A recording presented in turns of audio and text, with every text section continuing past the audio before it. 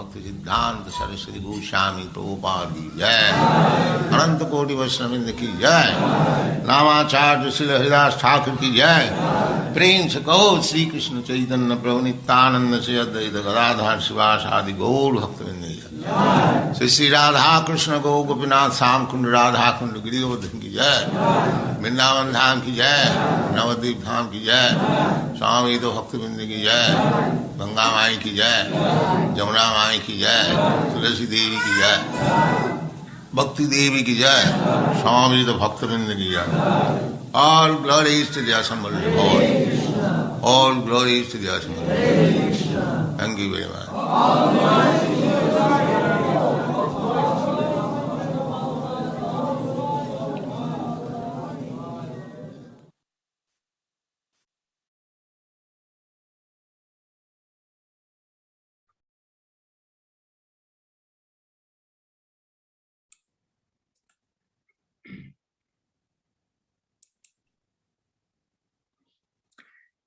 Hare Krishna, dear devotees. Welcome to Bhaktivedanta Manor online program with the School of Bhakti. And we are so privileged to have with us Her Grace Vrindavani Mataji. Hari Bol. We're very lucky. Happy appearance day of Mother Sita as well today. So we're going to be talking about the Srimad Bhagavatam verses today, as well as the special appearance day. So without further ado, I'd like to invite Her Grace Vrindavani Mataji to lead us through these amazing pastimes of Maharaj Parishik, now that he's coming across to Sudha Goswami and that famous scene where all the sages are assembled. So yes, take us through this, Mother. Thank you. Hare Krishna. Thank you, Sankirtan Prabhu. Hare Krishna, everyone. I'd like to thank you all for giving me this opportunity to serve the Srimad Bhagavatam. Before I begin, I would like to ask for the blessings of all my seniors and all the Vaishnavas that are present here today to successfully glorify the message of Srimad Bhagavatam and speak on the wonderful Sita Devi. Om Namo Bhagavate Vasudevaya. Om Namo Bhagavate Vasudevaya. Om Namo Bhagavate Vasudevaya. Om Jnanit Narayanam Namaskrityam Naram Chaiva Narottamam Devim Saraswatim Vyaktam Tato Jayam Udirya Shanvatam Swakita Krishna Punya Sharvana Kirtana Nityanantu Sri Bhadrani Vidunoti Suratsutam Nashte Praishu Bhadreshu Nityam Bhagavata Sevaya Bhagavati Uttam Shloke Bhakti Bhavati Naishtuti. So we are doing Srimad Bhagavatam, Canto 1, Chapter 19, Verse 2 today. Okay. Durvam tato me krita deva hiranat duratyayam vyasanam neti tirgat tad astu kamam hi agha nishkritya me yatha na kuryam punar evam adha. So I'll do word for word translation. Durvam, sure and certain. Tata, therefore, me, my, krita deva helana, because of disobeying the orders of the Lord, duratyayam, very difficult, vyasanam, calamity, na, not, ati, greatly, dhiragat, far off, tat, that, astu, let it be, kamam, desire without reservation, he, certainly, aga, sins, nishkritya, for getting free, me, me, Yatha, so that. Na, never. Kuryam, shall I do it? Puna, again. Evam, as I have done directly. So this is the translation and the purport by His Divine Grace A.C. Bhaktivedanta Swami Srila Prabhupada. King Parikshit thought, due to my neglecting the injunctions of the Supreme Lord, I must certainly expect some calamity. I must certainly expect some difficulty to overcome me in the near future. I now desire without reservation that the calamity come now, for in this way I may be freed for the sinful reaction and not commit such an offense again. The Supreme Lord enjoins, the Supreme Lord enjoins that brahmanas and cows must be given all protection. The Lord is himself very much inclined to do good to brahmanas and cows. Go brahmana hityacha. Maharaj Parikshit knew all of this, and thus he concluded that his insulting a powerful brahmana was certainly to be punished by the laws of the Lord. And he was expecting something very difficult in the very near future. He therefore desired the imminent calamity to fall upon him and not his family members. A man's personal misconduct affects all his family members. Therefore, Maharaj Parikshit desired the calamity to fall on him alone. By suffering personally, he would be restrained from future sins, and at the same time, the sin which he had committed would be counteracted, so that his descendants would not suffer. That is the way a responsible devotee thinks. The family members of a devotee also share the effects of a devotee's service unto the Lord. Maharaj Prahlad saved his demon father by his personal devotional service. A devotee son in the family is the greatest boon or blessing of the Lord. Om Jnanatimirandasya Jnananjana Shalakaya Chakshuram Militam Yena Tasmai Shri Guruve Namaha Shri Chaitanya Manobhishtam Stapitam Yena Bhutale Swayam Rupa Kadamayam Tadadi Swapadantitam Vandeham Shri Guru Shri Yuta Padakamalam Shri Gurun Vaishnavamscha Shri Rupam Sagrajatam Sahagana Raghunatam Vitam Tam Sajivam Sadvaitam Savadutam Parijana Sahitam Krishna Chaitanya Devan Shri Radha Krishna Pada Sahagana Lalita Shri Vishakam Vitamsha He Krishna Karna Sindhu Dina Bandhu Jagatpate Gopesha Gopika Kanta Radha Kanta Namastate Tapta Kanchana Gaurangi Radhe Vrindavaneshwari Vishabhamu Sute Devi Pranamami Hari Priye Vanchakalpa Tirubhascha Kripa Sindhu Vevacha Patitanam Pavanebhyo Vaishnavebhyo Namo Namaha Namo Vishnu Padaya Krishna Staya Bhutale Srimati Bhaktivedanta Swami Namane Namaste Saraswati Devi Gauravani Pujarine Nivishesha Shunyavadi Pashchasaja Satarine Jai Shri Krishna Chaitanya Prabhu Nityananda Shri Advaita Gadadhar Shivasadi Gaur Bhaktivedanta. From the heart, everyone. Hare Krishna, Krishna Krishna, Hare Hare, Hare Rama, Rama Rama, Hare Hare. Okay, so I'll just quickly share my screen.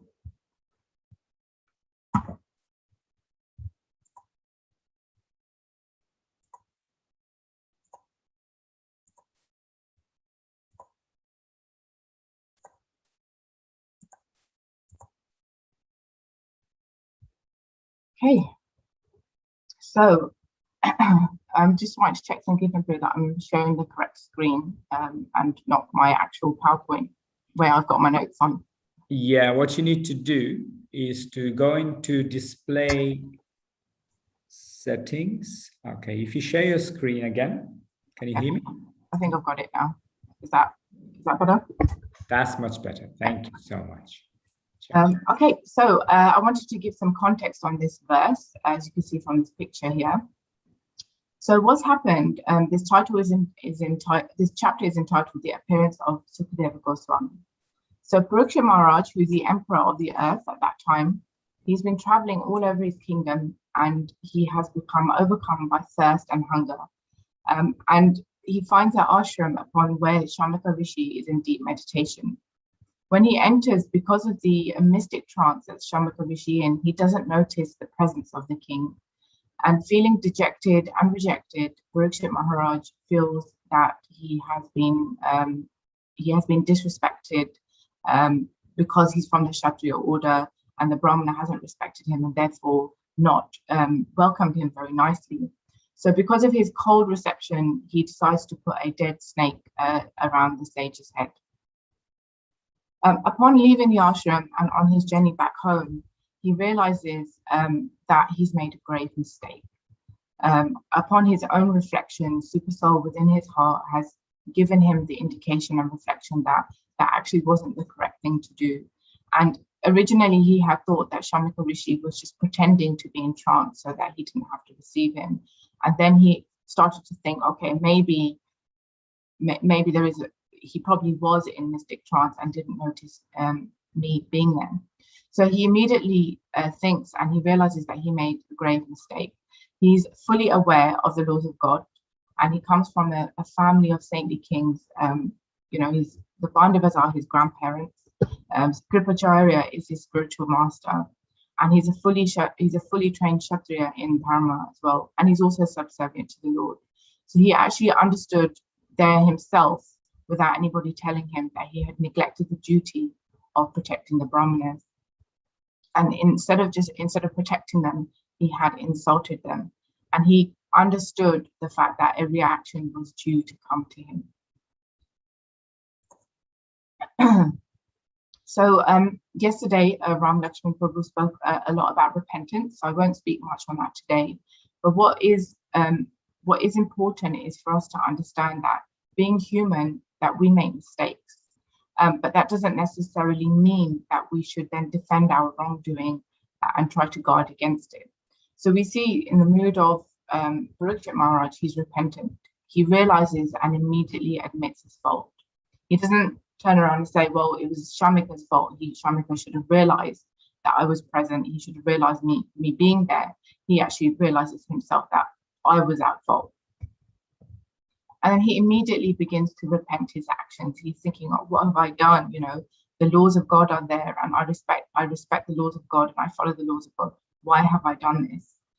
And this mood shows that he had, and from the verse we can understand that he's asking calamity to come to him. He asks, in fact, he desires for it to come to him straight away. So this shows that his willingness to accept punishment for his actions that he's done. And also, finally, he was ready to take action and accept, if he had to do something to make up for what he did incorrectly, he was ready to do that also. So what's interesting is that he doesn't actually make any excuses for himself, like, claiming I'm the emperor of the world, I have a right to be annoyed, I should be respected by all. He actually didn't have any pride of his position. He didn't have any pride of his position. He didn't have any pride for his wealth, his fame, his magnanimous family that he was from. And this shows us how hard it was for Kali to infiltrate or influence in the presence of Parikshit Maharaj, as we can see in the verse, in this following verse, which is from Bhagavatam, also Canto 1. So Canto 1, verse 17-24. Parikshit Maharaj says to Kali, he says, Tapa socham daya satyam iti pada kriti kritaha adharmas shaistaryo bhaganat smaya sangha madestava. He says, in this age of satya, truthfulness, your four legs were established by the four principles of austerity, cleanliness, mercy, and truthfulness. But it appears that your three legs are broken due to rampant religion in the form of pride, lust for women, and intoxication. So here we can understand from this verse that actually false pride is described as a religion. It is actually one of the things that damages the pillars of Dharma. And therefore, it gives the opportunity for Kali to have more power. So it's really important for us to recognize when we find ourselves being influenced by the sense of pride, or an inability to accept fault for our mistakes, or in fact trying to blame others for something that we are actually at fault of, because it means that we are actually helping Kali in his influence through false pride. So there's times of reflection that is required when mistakes are made, instead of immediately reacting, to try and think and reflect, and rather than immediately blaming the other person or thinking, does this person know who I am? How dare I be treated in such a way? To actually sit and reflect and think, you know, actually, I'm nobody. I'm actually just a servant of the Supreme Lord, and I shouldn't be expecting all of this kind of respect from others. So the moment we identify with our body and our mind and all the possessions that we have that are related to the body, whether it be beauty, fame, family, wealth, our schooling, or our academic qualification, it may be a position in the workplace which we are identifying with. This is actually all the false ego and not the true ego. And this allows Kali to influence us and those around us. So Maharaj Bruksha is actually a wonderful example of a Raja Rishi. So Raja meaning king and Rishi meaning saint. So he's a saintly king.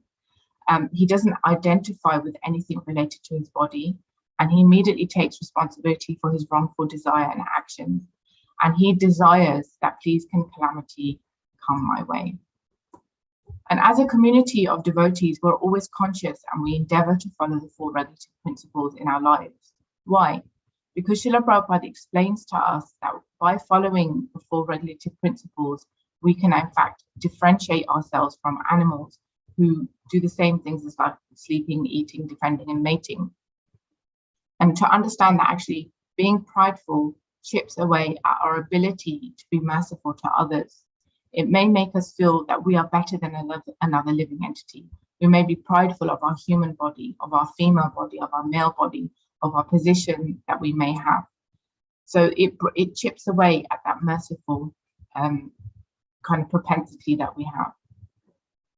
So there's 4 pillars of Dharma, as we're all aware, which are the 4 regulative principles. And I'm sure we're all familiar with them. So Dharma is actually upheld by these 4 regulative principles. And I'm sure you all heard earlier on in Canto 1, in the earlier chapters, that Bruksha Maharaj comes upon a cow and a bull whose legs are being hit by Kali, who's actually a Shudra but is in the dress of a king, and he's actually breaking the legs. So can you imagine this structure? If this structure, even if one of the pillars were taken out, it would actually, Dharma, which is being held with, would actually crumble or fall apart. So that's why it's important that we, you know, like most religions, they have certain pillars, and within Sanatana Dharma, we have these pillars of Dharma within Krishna consciousness. So the first one is no meat eating. By not meat eating or by not causing harm to other living entities, we uphold the pillar of mercy. By not gambling, it upholds the pillar of truthfulness. It takes away that desire to kind of cheat or to try and gain something in a way without having to endeavor too much. To not have any illicit relations actually upholds the pillar of cleanliness in terms of body, mind, and words. And no intoxication upholds the pillar of austerity. Rather than drowning ourselves with austerities or drowning ourselves in intoxicants, we deal with the mind, we deal with the issues that are there at hand. So pride can actually chip away at any one of these. And the principles of religion are not actually any dogmas or man-made formulas. They're actually there. They're observances, such as austerity, cleanliness, mercy, and truthfulness. So Prabhupada explains actually that the mass of people should actually be taught to practice these principles from childhood. And austerity means to accept voluntary things, which may not necessarily be very comfortable for the body, but are conducive for spiritual realization, such as fasting. In the same way, cleanliness is important in order for, you know, the body and mind, and to not identify too much with the body and mind as well. So now, as humans, we're all subject to 4 defects, which many of you have heard before as well. So from Sri Upanishad, we hear that our senses are imperfect, that because our senses are imperfect, we are subject to illusion. And because we're subject to illusion, we make mistakes. And therefore, when we make mistakes, we have a propensity to cheat, to not admit our mistakes. We cheat others and others may cheat us. So if we continue on this point of truthfulness and pride, it's so important that we are honest in our dealings as humans. Because we're subject to the 4 defects, we should understand that There's no pride in being human. There's no pride in, shifting away from the blame to understand, yes, we're humans, we make mistakes, and to accept the fact that when we do make a mistake, that mistakes can happen. We're not invincible, we're not God. But to be honest in our mistakes and be humble in being able to admit them in certain circumstances. Okay, so in some way or another, we can say that we have some control over how much Kali actually influences our lives by following the 4 regulative principles that are set out for us and trying not to be prideful or not to have false ego. So we can see the example of the emperor of the world. He had such great principles and set such a good example to all the citizens of the world. So we hear in the purport actually, and the verse, that Parikshit realized that he had disobeyed the orders of the Lord. He had done something against the injunctions of the Supreme Lord. And what does that mean? What does it mean that he went against the injunctions of the Lord? So it's described that austerity is in the mode of goodness. You've probably come across it in the Bhagavad Gita before. And the mode of goodness explains that one should be respectful to the Lord and to his representatives. We should be respectful to the Brahmanas, the Gurus, our superiors, the elders, the Vaishnavas. And even Arjuna states in the Bhagavad Gita in verse 2.4 that, O killer of enemies, O killer of Madhu, how can I counteract with the arrows in battle like Bhishma and Drona, who are worthy of my worship? So Arjuna knew, okay, maybe I shouldn't go to battle with these great personalities because they are my seniors and I have a lot of regard for them. So Parikshit realized that he had caused an offense to Shamaka Rishi, actually, who was worthy of his respect.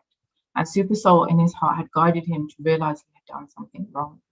And as a Kshatriya, it was his duty to protect the Brahmanas and not to actually cause them harm or to insult them. And he was feeling repentant. Okay. So I just wanted to quickly cover the interdependence of the Varnas and how important Varnashram Dharma here is. So we can start from anywhere, but I will start off with Kshatriyas because we're talking about from the perspective of Parikshit Maharaj. So we're actually really fortunate that in so many different ways, Krishna displayed his protective energy through different ways, which we learn in the Srimad Bhagavatam. And actually, the Varnashram system itself is an interdependent system, so that all areas are protected and taken care of by persons within Varnashram being dependent on each other. And there's a system of mutual protection, of shelter and dependency. And the same will go for ashrams too. So just quickly run through this. So how are we interdependent on each other, and why is it that Parikshit Maharaj realized that he's done something wrong? So as Kshatriyas, it is their duty to protect the Brahmanas at all times. And the Brahmanas are protected of the Kshatriyas in the sense that they offer advice, they're in the mood of advising the king. They're in terms of how to run the kingdom correctly according to the laws of God. The Brahmanas are there with blessings and knowledge for the Kshatriyas so that they could live their lives in a saintly way. And we know from all the different epics that are there and the Srimad Bhagavatam that the kings were actually saintly. They were like rishis. They were sages that fully knew Vedic culture and Vedic knowledge, and therefore they were able to rule the kingdom very happily, and people prospered and lived happily. So the Brahmanas in turn serve the Kshatriyas. The Kshatriyas serve the Vaishyas and the Shudras. The Kshatriyas serve the Vaishyas by offering them protection also, and protection to the Shudras. And the Kshatriyas provide everything that the Shudras need in terms of clothing, shelter, donations, anything that is required in order for them to be comfortable. And then the Vaishyas in turn serve the Kshatriyas by providing agriculture, food products in the form of taxes. The Vaishyas also serve the Shudras by giving them an opportunity to engage in employment. And then you have the Shudras, which work for the Vaishyas very nicely, helping them in their own ashram. And then you see the Brahmanas, they also protect the Vaishyas and they give them the knowledge, the Vedic knowledge that is required, and perform the sacrifices for them. And the Vaishyas in turn serve the Brahmanas and the Kshatriyas by providing all the items that are needed for yajnas from cows and from agriculture in terms of grains, the ghee and everything that is required there. So it's actually an interdependent system. So with this system of interdependence, there isn't a sense of inferiority complex that one part of the system of Varna is higher than the other. In fact, it very nicely sits in a system whereby everybody is serving each other, and therefore everyone is happy and satisfied. And now what we see in the material world today, because it's a breakdown of Varna or the misunderstanding of where Varna comes from, people think that Varna comes from, birth. So if you're born to a Brahmana father or Brahmana mother, they automatically become a Brahmana. But as per Vedic injunction, that's not correct. You do not automatically become a Brahmana by being born in a Brahmana family. You have to have the qualification. You have to have the correct training. In the same way, the example is given many times that just because your parent is a doctor, it doesn't mean the child is automatically a doctor. They have to qualify for that position. So this is a system of Varnas, and the same goes for ashram too. So the householders take care and support the children, the elderly, the brahmacharis, vanaprashas, and sannyasis in terms of financially and in terms of providing care. And the brahmacharis and sannyasis, they serve society through knowledge and guidance. And the vanaprashas provide advisory and wisdom and skills to the grahastas and to the brahmacharis. So being dependent on one another actually creates a very rewarding and fulfilling world where everyone together can live in peace and harmony and work nicely in their devotional lives.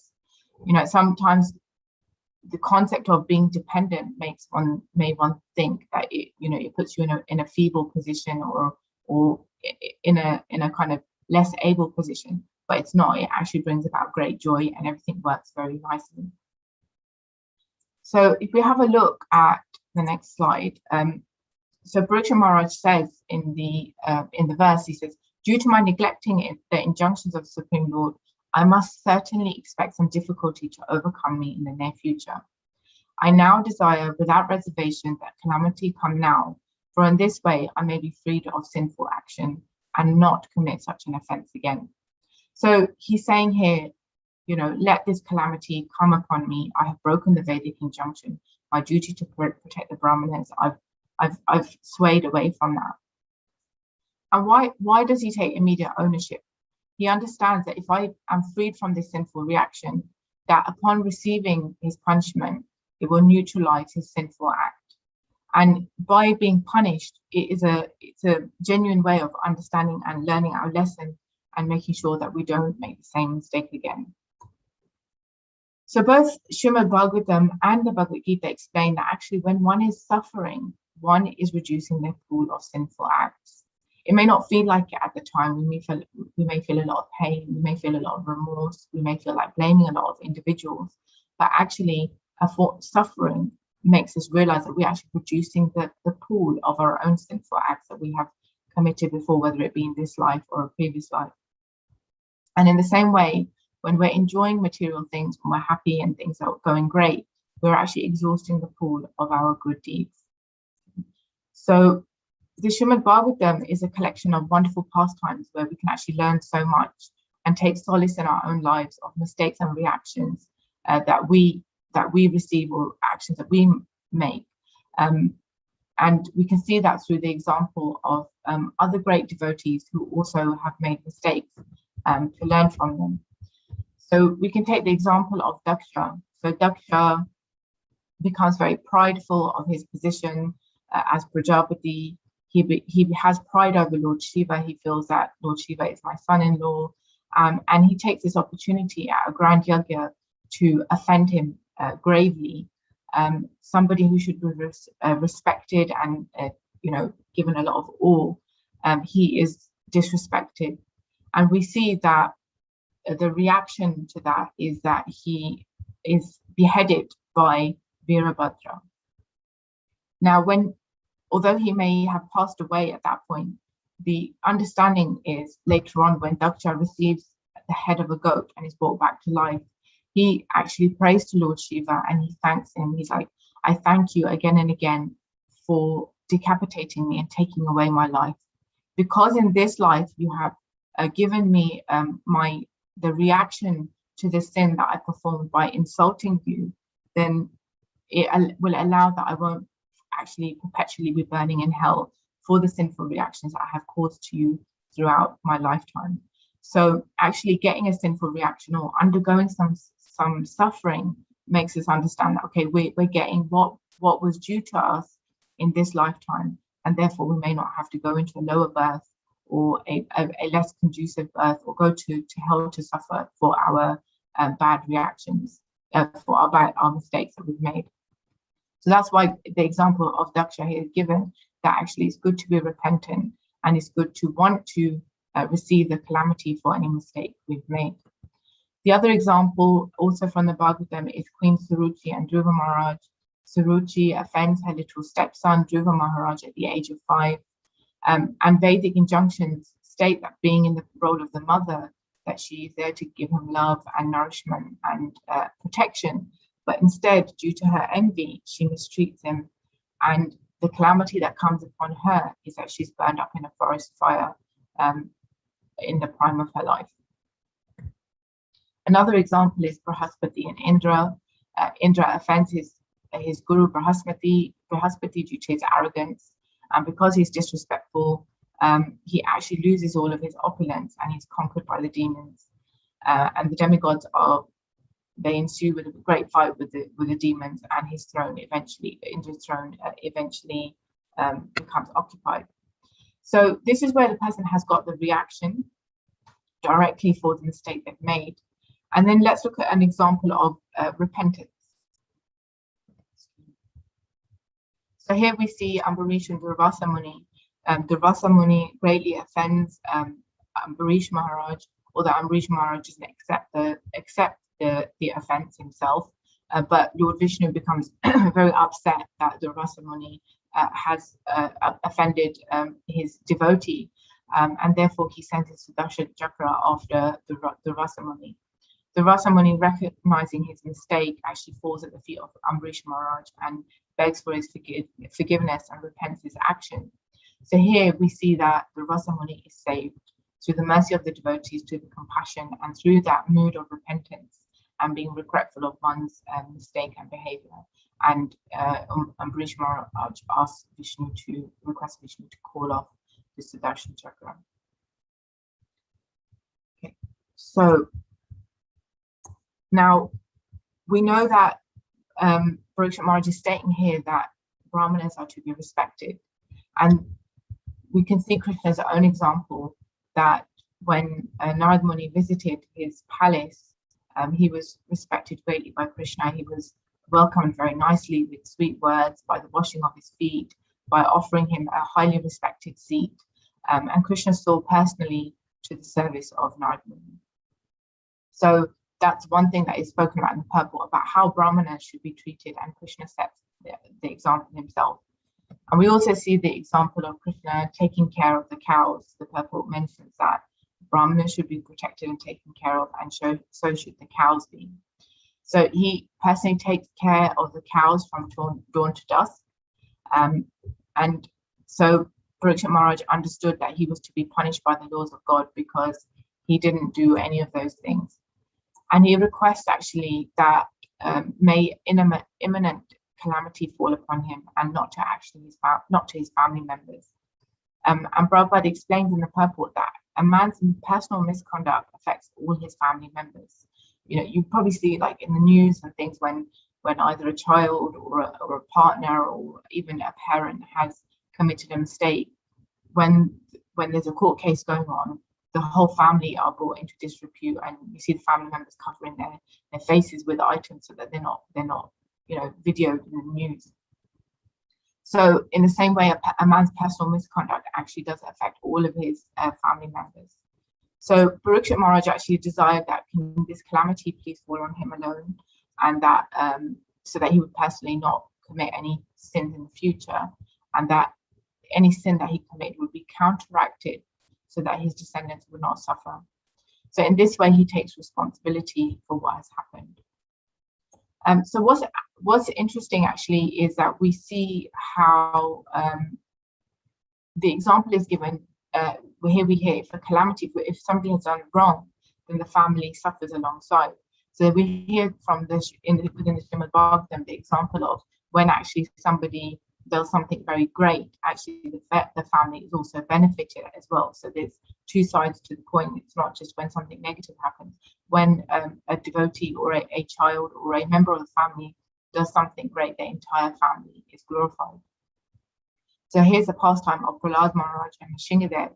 So Prahlad Maharaj wants his father to be saved from all of the kind of suffering of the kind of pain that was inflicted towards Prahlad Maharaj. So he's saying, so here in this pastime, we see how, because the family suffered consequences of anything done wrongly in the previous examples, here we can see that in the purple, a devotee child in the family is seen as the greatest boon or blessing and receives the greatest boon or blessing of the Lord. And it has very positive consequences, because not only is the child blessed, but the immediate family is blessed. So it's described that 7 generations of the family are blessed. And actually the Srimad Bhagavatam, Canto 7, chapter 10, verse 18, explains that actually 21 families that we have had in our previous lives are also blessed with a special mercy.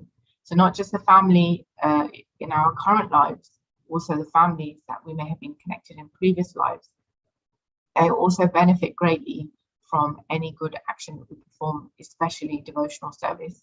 And we can see that in Prahlad Maharaj's example.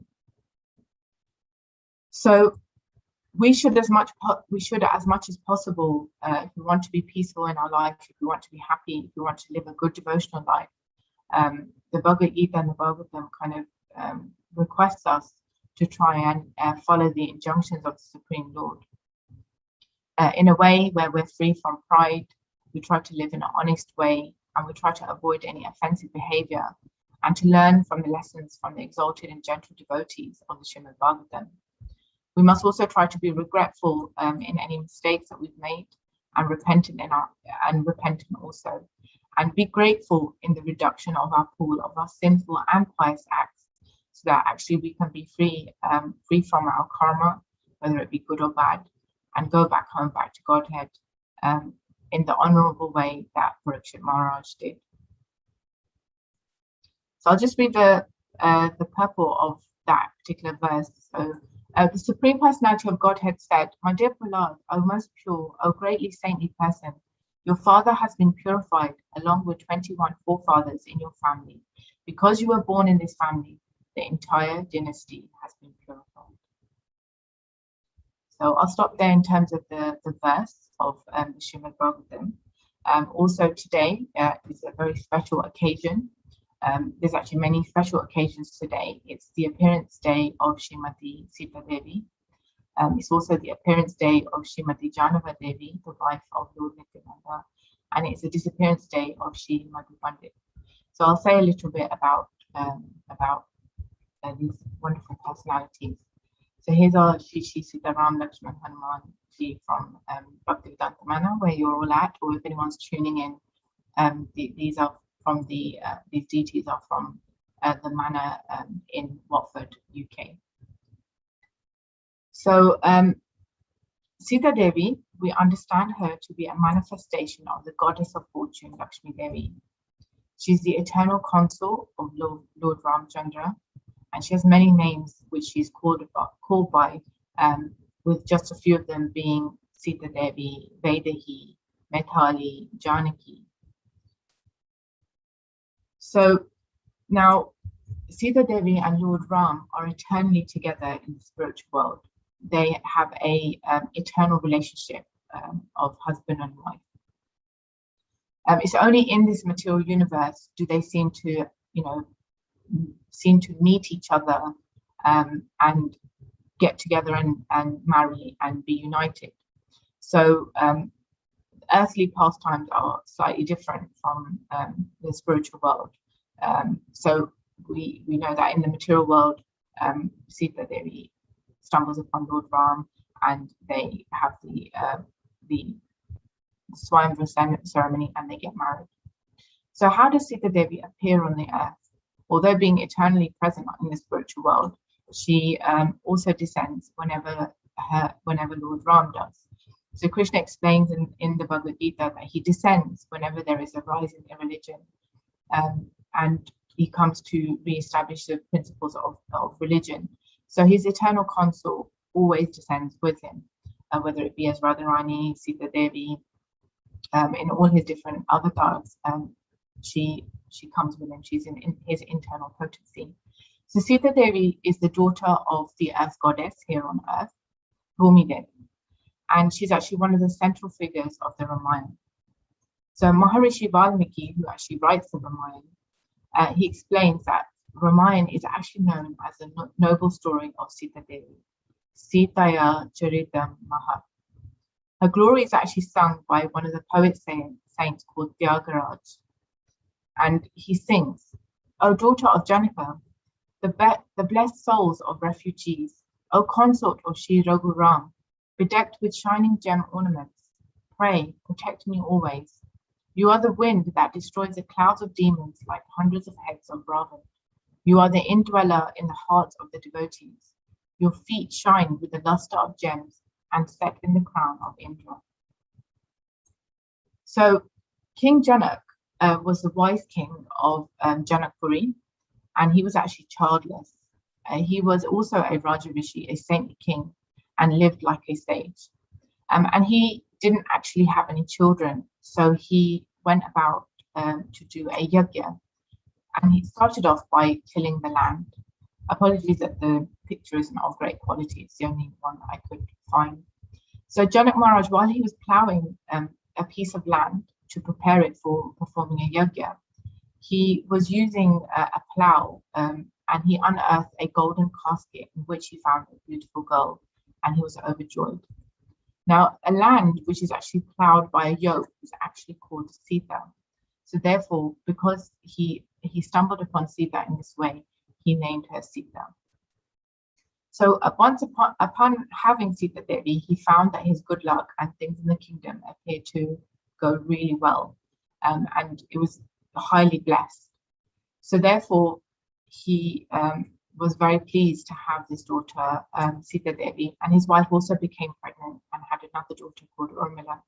So they brought Sita Devi up with great affection, and they gave them good education, and they were filled with noble qualities, good behavior, intelligence, and they were, Sita Devi and Urmila were both ideal princesses. So one day, Parashuram came to visit. Parashuram is a Shaktivesh avatar of Lord Vishnu. He came to visit one day, and he left his bow on the door in a doorway. Once finishing his meeting, he came out and he couldn't find his bow anywhere. And upon searching, he had noticed that Sita Devi was actually playing with this toy, like it was, just like a doll. And it's described that this bow was actually very, very heavy to lift. In fact, Parashuram was the only one that could lift it and use it.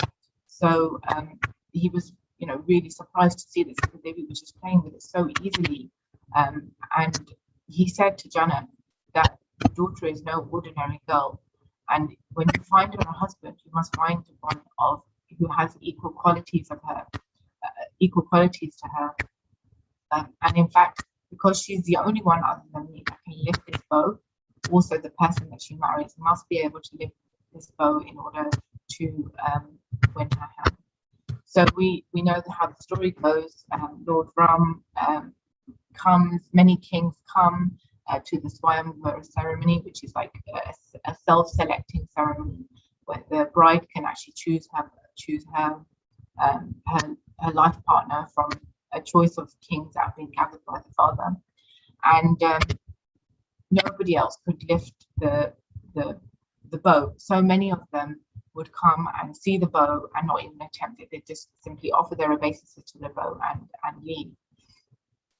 So when Lord Ram arrives with Vishwamitra, he's able to very easily lift up the bow and break it.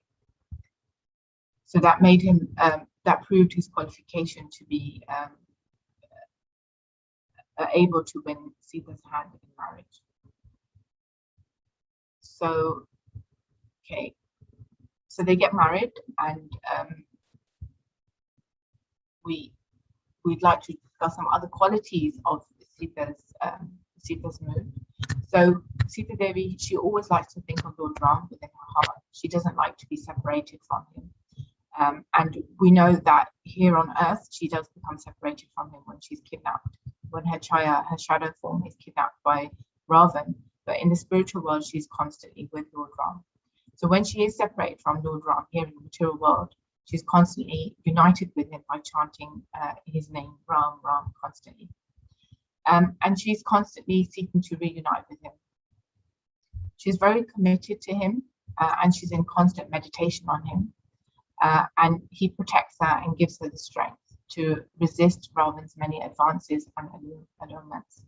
So although Ravan delivers so many offers and threats, Sita is actually fixed in her faith and conviction, and she has great strength, and she calls upon her powers. Actually, Sita Devi is actually very, very powerful, and she never really uses her powers unless completely necessary.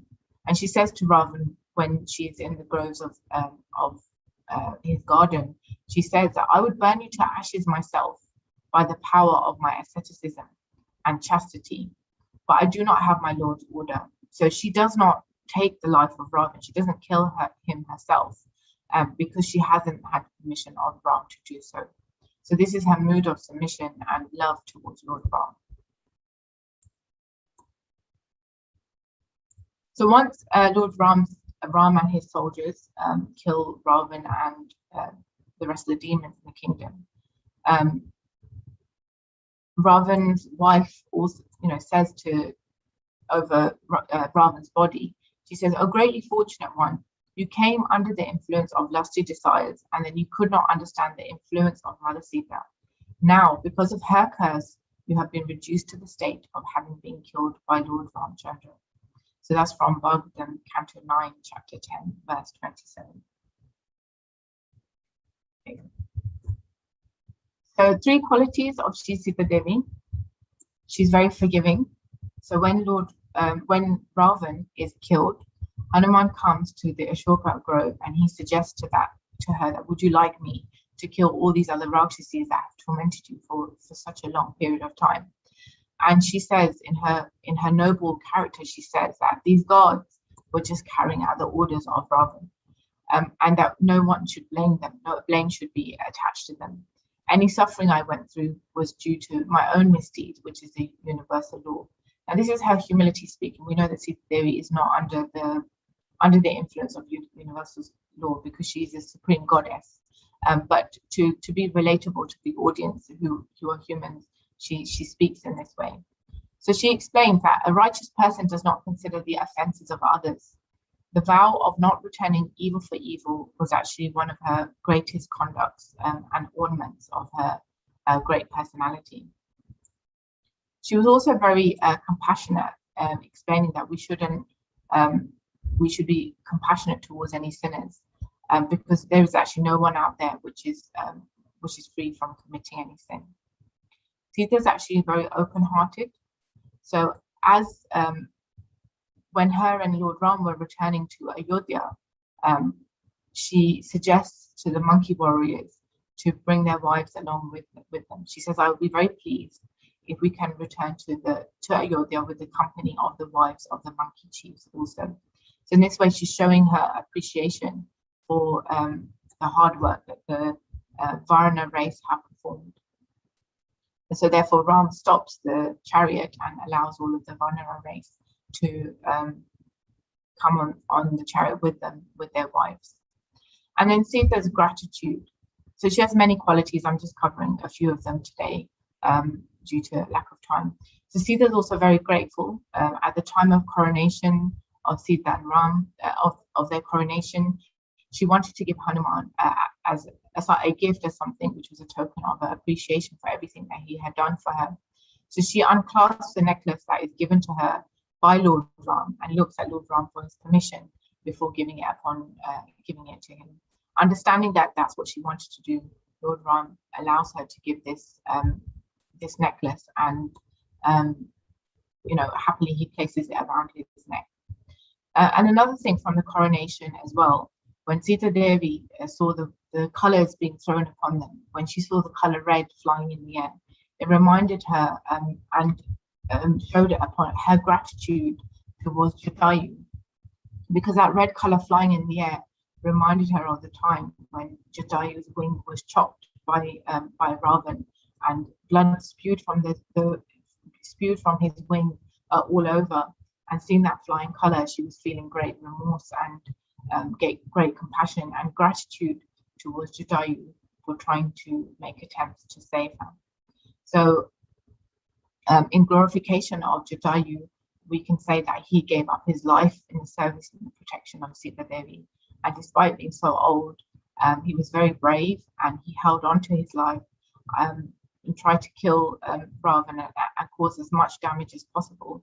And then he held on to his life despite being, his limbs being removed and his wings being removed, until Lord Ram could come and he could relay the message of where Sita Devi was and who took her away. So the Ramayana proves the greatness of Sita Devi in so many different situations. It talks about her valor. It talks about her selfless love towards Lord Ram and all of their followers, and how Sita always stood by her husband and supported her through her strength. We hear about her strength of when Ravan abducted her and her torment by the Rakshasas. So I'm just going to briefly, because it's Janava Devi's appearance day, I'll just quickly mention one or two things on Janava Devi. She's the wife of Lord Nityananda. She's known as Janava Mata or Janava Ishwari. In the Gora Ganadesh Dipika, which is a book which explains many things about who certain personalities are in the spiritual world, we understand Janava Devi to be Ananga Manjari of Vrindavan, who's actually the younger sister of Radharani and the energy of Lord Shri Nityananda. So all the devotees who are followers of Janava Devi are actually within the list of Lord Nityananda's devotees also. She has the mood and embodiment of the Panchatattva. And the Bhakti Ratnakara explains that she actually became an acharya after the Panchatattva wrapped up their pastimes here on earth. And she had many followers, and she gave the precious jewel of devotion here on to all of her followers. And also, just to acknowledge Shri Madhu Pandit, whose disappearance day is today. So there's no mention of him actually in the Chaitanya Charitamrita, but he is spoken about in the Bhakti Ratnakar. And it's described that he was a disciple of Gadadhar Pandit. He was one of the most intimate devotees of Lord Chaitanya. He would read Bhagavatam daily, and he took care of the deity Gopinath, which was actually discovered by one Bhattacharya, and he gave the worship of this deity to Madhu Pandit. And he arranged to have a temple built. And actually, the great Vajranapa, which is the great grandson of Krishna, he had originally installed this Gopinathji in Vrindavan, and this is the deity that Shri Madhu Pandit took care of. So I'd like to thank you for your attention and for your time today. I'd like to open up the forum for any comments, any queries, or any corrections of anything that I said today. So over to you, Sankirtan.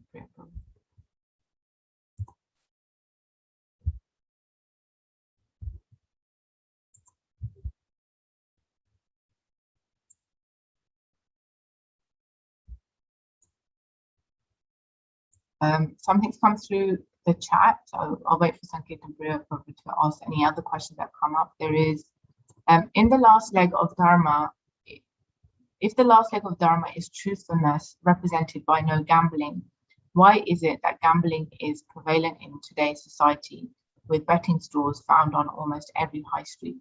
Where is the truthfulness that is found today? Okay, so my understanding of this is that it's the other way around, because the last leg of Dharma, the way it's described, the way I understand it, and the way it's described by the previous acharyas, is that it's not that an entire leg is wiped out from. So during the four yogas, 1/4 each in each yoga, 1/4 of the leg is taken down. So it's not that one leg topples over entirely. It's like 1/4 of a certain amount of truthfulness, 1/4 of a amount of mercy, and 1/4 of a amount of austerity is reduced as each of the yogas go on.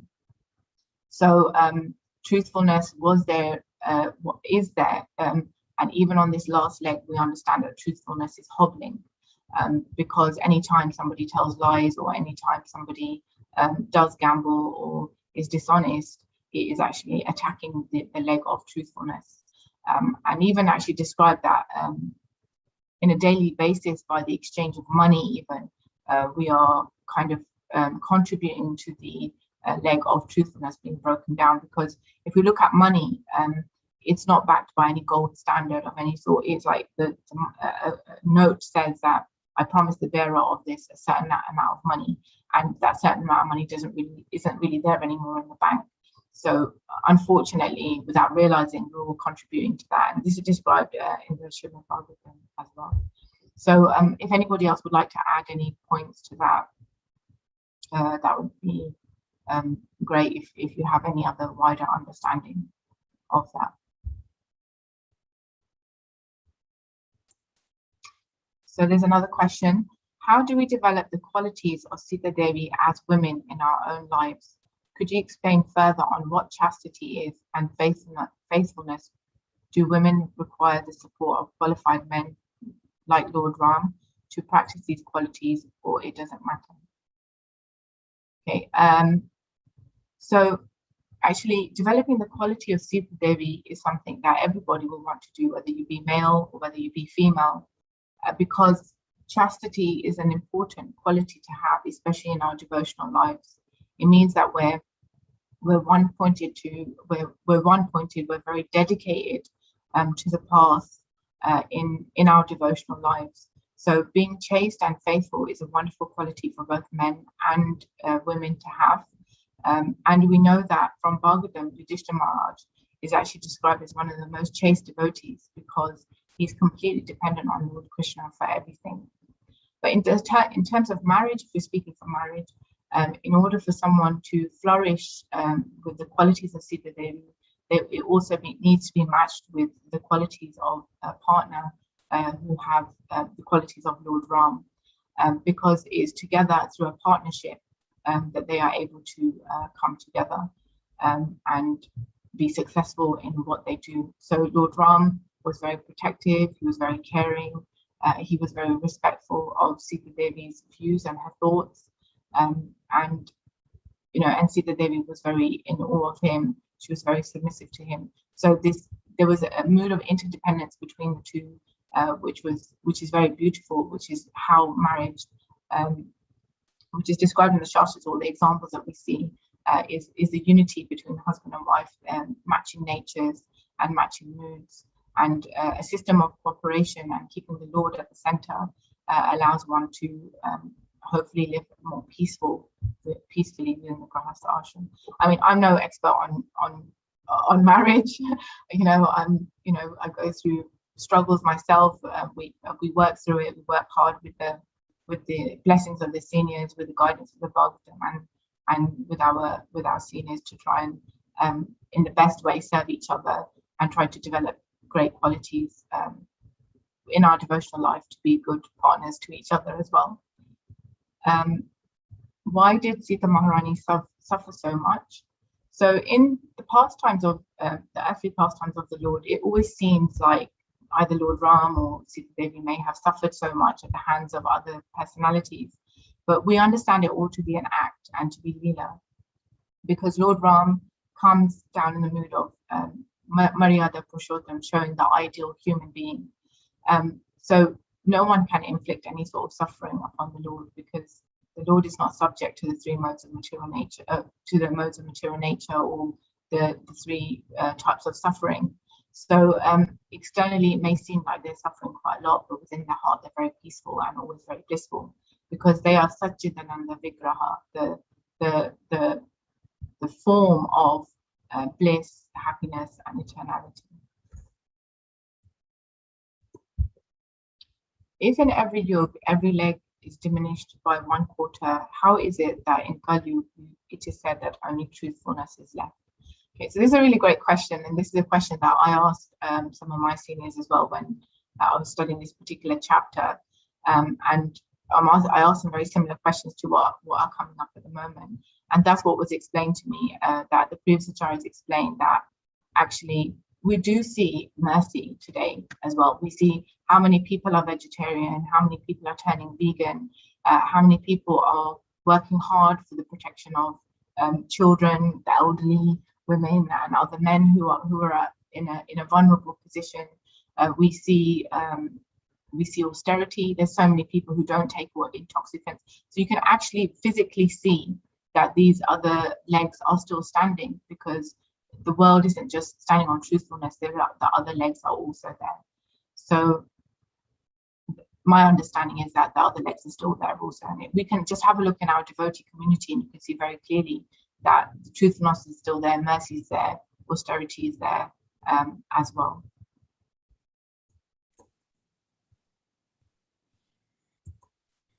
Is there any further questions or comments or corrections for anything that I may have said today? Thank you, Vrindavani Mataji. Thank you for amazing class. You are so thorough in your study and research, and in delivering your class was very, very pleasurable. Thank you so much. You started off with the Bhagavatam, focusing on pride, respect of others in terms of possessions, position of work, and thinking that it's a false ego. Talked about the 4 pillars of Dharma, the human defects, injunctions of the Supreme Lord, and also I really like the slide of the interdependence of the Varnas. I really like that. And I did have one question, obviously, that you had arrows pointing to everyone except between Shudras and the Brahmanas. Obviously, sometimes the Shudras can also serve the Brahmanas, which I think is possibility. Yeah, very, very nice class. No, I love the pastimes of Sita Rani, and amazing qualities that you described of her virtue and her service to Lord Ram in all the pastimes that were happening in his Leela here on this earthly plane. Yeah, I also liked your responses to some of the questions, especially the last one about how, we are in Kali Yuga, and how is it just truthfulness is shown. I mean, obviously Kali Yuga has just begun. In reality, there's a long way of the Kali Yuga to go. And in my experience, from what my Guru Maharaj has said in his many retreats and classes, is that as Kali Yuga progresses, these virtues will be diminishing even more, unfortunately. Obviously, we are still in the golden era of Lord Chaitanya, so we are privileged. We are living in the house of Srila Prabhupada, who has built for us very nicely, which is ISKCON, and so we are very, very privileged. So thank you again for sharing those amazing pastimes and your vast experience in delivering this class. Her Grace Vrindavani Mataji ki Jai. Srila Prabhupada. Jai. Gaura Bhaktivedanta ki Jai. Hare Krishna, Vrindavani Devi Dashi, wonderful. This is Palika Mataji here. To see God sister speaking, it's so wonderful. Hari Bol. Mercy of Guru Maharaj. Hare Krishna. Hare Krishna. Thank you very much. Thank you, everyone. Hare Krishna. Krishna. Thank you, Mataji. Hare Krishna.